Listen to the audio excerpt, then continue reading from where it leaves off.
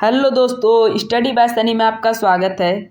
आज हम पढ़ेंगे फर्स्ट सेकंड थर्ड शिफ्ट का एनालिसिस। 12 दिसंबर का एनालिसिस करेंगे फर्स्ट सेकंड थर्ड शिफ्ट का। हमारा प्रश्न नंबर पहला है, आईसीसी का फुल फॉर्म क्या है? What is the full form ICC? Option A international cricket council, option B international crime court, option C Indian cricket community, option D international coaching council. तो ICC का full form क्या होगा? International cricket council, international cricket council. तो हमारा option ए क्या हो जाएगा? Correct answer हो जाएगा। आगे बढ़ते गाइस, हमारा दूसरा प्रश्न नंबर है, ऑस्ट्रेलिया ओपन 2025 में पुरुष एकल का खिताब किसने जीता? Who won the men's singles title at the Australian Open 2025? Option A Novak Djokovic, option B Jannik Sinner, option C Alexander Zverev, option D Carlos Alcaraz. तो ऑस्ट्रेलिया ओपन 2025 में पुरुष एकल का खिताब किसने जीता? तो जानिक सिनर ने जीता। हमारा बी क्या हो जाएगा? करेक्ट। और उप विजेता कौन रहे थे? तो अलेक्जेंडर ज्वेरेव उप विजेता रहे थे। आगे बढ़ते हैं गाइस, हमारा प्रश्न नंबर तीसरा गाइस, साल 2025 में लाइफ टाइम श्रेणी में शूटिंग कोच के लिए द्रोणाचार्य पुरस्कार किसे दिया गया? हमारा option A Subhash Rana, option B है दीपाली देश पांडे, ऑप्शन सी है सनी थॉमस, और हमारा ऑप्शन डी है एस मुरलीधरन। तो साल 2025 में लाइफ टाइम श्रेणी में शूटिंग कोच के लिए द्रोणाचार्य का पुरस्कार किसे दिया गया? तो दीपाली देश पांडे को दिया गया था। तो हमारा ऑप्शन बी क्या हो जाएगा? करेक्ट आंसर हो जाएगा। आगे बढ़ते गाइस, हमारा प्रश्न नंबर चौथा है, हाल ही में सामाजिक विकास के लिए दूसरा विश्व शिखर सम्मेलन कहाँ आयोजित किया गया? Where was the second world summit for social development 2025 recently held? Option A Doha Qatar, option B New York USA, option C Geneva Switzerland, option D Copenhagen Denmark. तो हाल ही में सामाजिक विकास के लिए दूसरा विश्व शिखर सम्मेलन कहाँ पर दिया गया? तो दोहा और कतर, दोहा कतर। आगे बढ़ते हैं गाइस, हमारा प्रश्न नंबर पांचवा गाइस, धातु को उसके अयस्क ओर से निकालने की पूरी प्रक्रिया को क्या कहा जाता है? What is the complete process of extracting metal from its ore called? Option A refining परिशोधन, ऑप्शन बी कॉन्सेंट्रेशन सांद्रण, ऑप्शन सी मैच्योरिटी धातुकर्म, ऑप्शन डी सेंटरिंग गलन। तो धातु को उसके अयस्क ओर से निकालने के लिए पूरी प्रक्रिया क्या कहा जाता है? तो धातुकर्म। हमारा ऑप्शन सी करेक्ट आंसर हो जाएगा। आगे बढ़ते हैं गाइस, साबुन के माइकल्स के बनाने के बाद साबुन अणु का कौन सा भाग जल या वाटर के साथ प्रतिक्रिया करता है? After micelles are formed which part of the soap micelles interacts with water? Option A hydrophobic tail, option B hydrophilic head, option C दोनों टेल और हेड, ऑप्शन डी इनमें कोई नहीं। तो क्या हो जाएगा? साबुन के माइकल्स बनाने के बाद साबुन अणु का कौन सा भाग जल के साथ प्रतिक्रिया करता है? तो हाइड्रोफिलिक हेड, हाइड्रोफिलिक हेड। आगे बढ़ते गाइस, शरीर में सूचनाओं का आदान प्रदान करने वाला धागेनुमा संरचना को क्या कहा जाता है? What are the thread like structure that transmit information in the human body called? Option A hormone, option B रक्त धमनियां, ऑप्शन सी तंत्रिका तंतु, ऑप्शन डी मांसपेशी तंतु। तो क्या कहा जाता है? तंत्रिका तंतु। क्या शरीर में सूचनाओं का आदान प्रदान करने वाला धागेनुमा संरचना को तंत्रिका तंतु। हमारा ऑप्शन सी करेक्ट आंसर हो जाएगा। आगे बढ़ते हैं गाइस, हमारा प्रश्न नंबर 8 है, ध्वनि साउंड में सबसे तेज और अधिक गति किस माध्यम में चलती है? ऑप्शन ए वायु, ऑप्शन बी जल, ऑप्शन सी ठोस, ऑप्शन डी निर्वात। तो ध्वनि सबसे तेज अधिक गति से किस माध्यम में चलती है? तो ठोस अवस्था में चलती है। तो हमारा ऑप्शन सी नंबर सही हो जाएगा। आगे बढ़ते हैं गाइस, निम्नलिखित में से कौन सी अधातु नॉन इंग्लिश में नॉन मेटल चमकदार होती है? Which of the following non metals is luxurious? Option A sulphur, option B phosphorus, option C iodine, option D carbon. तो निम्नलिखित में से कौन सी नॉन मेटल चमकदार होती है? तो आयोडीन, आयोडीन। हमारा सी नंबर करेक्ट आंसर हो जाएगा। आगे बढ़ते गाइस, हमारा प्रश्न नंबर 10वां, केंद्रीय बजट 2025-26 के अनुसार शिक्षा के लिए भारतीय भाषा पुस्तक के डिजिटलीकरण का लक्ष्य रखने वाली योजना कौन सी है? According to the union budget 2025-26 which scheme aim to digitise Indian language books for education? Option A Bharatiya Bharatiya भाषा पुस्तक योजना, ऑप्शन बी ज्ञान भारत मिशन, ऑप्शन सी राष्ट्रीय डिजिटल पुस्तकालय पहल, ऑप्शन डी विद्या समृद्धि योजना। तो केंद्रीय बजट 2025 के अनुसार शिक्षा के लिए भारतीय पुस्तकों के डिजिटलीकरण का लक्ष्य रखने वाली योजना कौन सी है? तो भारतीय भाषा पुस्तक योजना। हमारा ऑप्शन ए क्या हो जाएगा? करेक्ट आंसर हो जाएगा। आगे बढ़ते गाइस,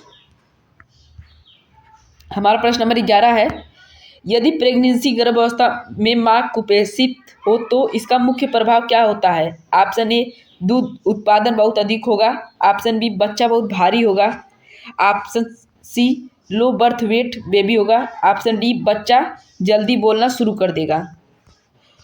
तो यदि प्रेगनेंसी में गर्भावस्था में मां कुपोषित हो तो इसका मुख्य प्रभाव क्या पड़ता है? तो क्या पड़ता है? लो बर्थ वेट बेबी। हमारा ऑप्शन सी क्या हो जाएगा? करेक्ट आंसर हो जाएगा। If a mother malnourished during pregnancy, what is the major effect on baby?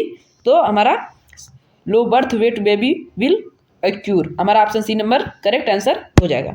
आगे बढ़ते हैं गाइस, हमारा प्रश्न नंबर 12 है, यदि उत्तल दर्पण में कोई प्रकाश किरण वक्रता केंद्र सी के पास से गुजरती है तो परावर्तन के बाद वह किस बिंदु से आती हुई प्रतीत होती है?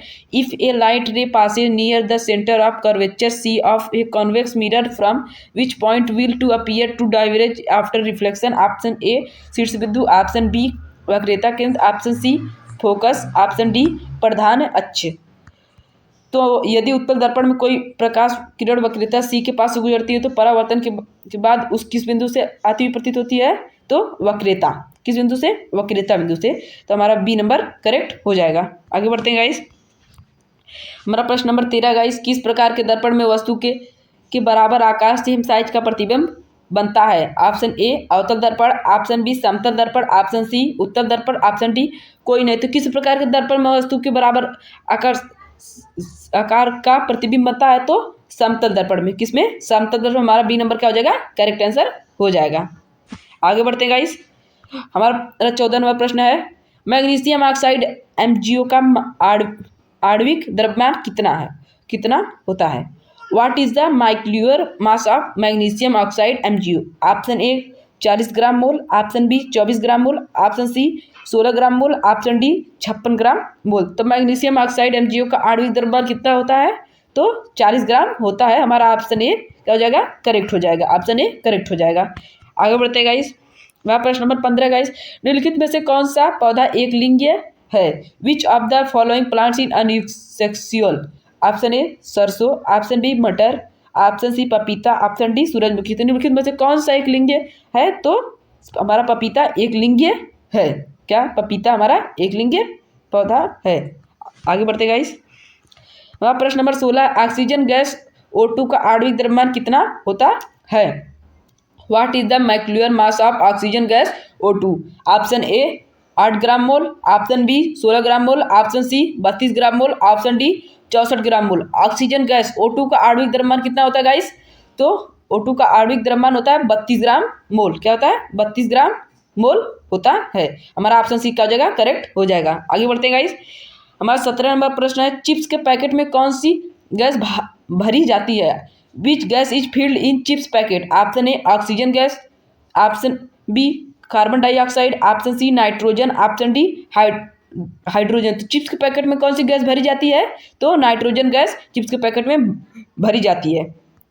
आगे बढ़ते हैं गाइस, हमारा 18 नंबर प्रश्न है, कौन सा स्थायी उत्तक परमानेंट टिश्यू पौधे को कठोर और मजबूत बनाता है?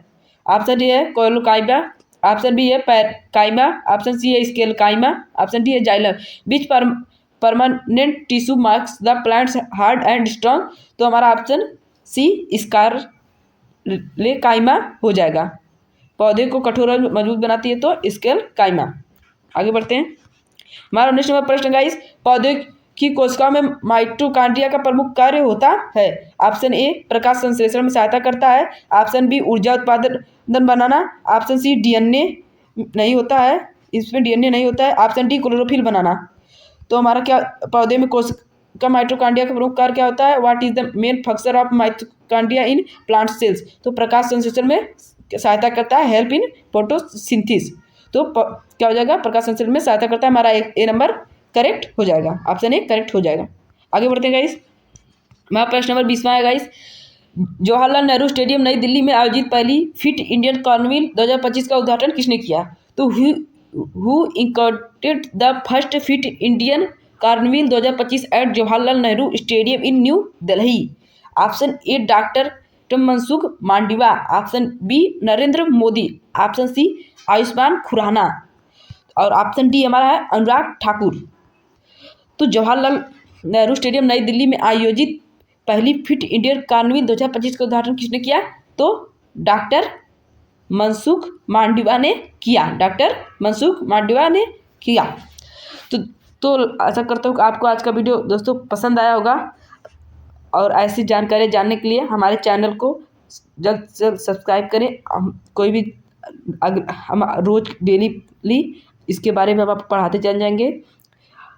जितनी भी शिफ्ट आएंगी हम उनके पढ़ाते चलेंगे। आप इसे जानने के लिए हमारे चैनल को लाइक करें, सब्सक्राइब करें। धन्यवाद दोस्तों।